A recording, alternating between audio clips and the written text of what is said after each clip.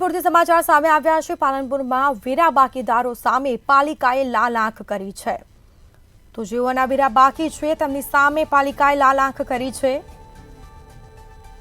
મિલકત વેરા ન ભરનાર 12 મિલકત ધારકોને મિલકતો છે તેને સીલ કરાઈ છે। પાલિકા દ્વારા વેરા બાકીદારોને 300 નોટિસો ફટકારવામાં આવી છે।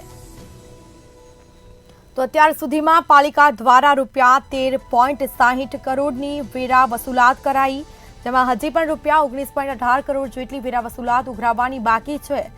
પાલિકા એક્શન મોડમાં આવ્યું છે અને નોટિસો ફટકારી છે, મિલકતો સીલ કરી છે। પાલિકાની કડક કાર્યવાહીથી વેરા બાકીદારોમાં ફફડાટ ફેલાયો છે।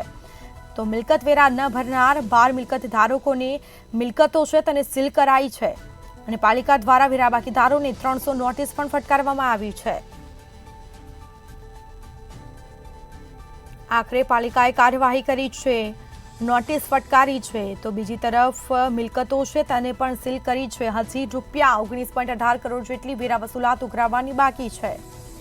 તેમાં પાલનપુરમાં વેરા બાકીદારો સામે પાલિકા લાલ આંખ કરી છે।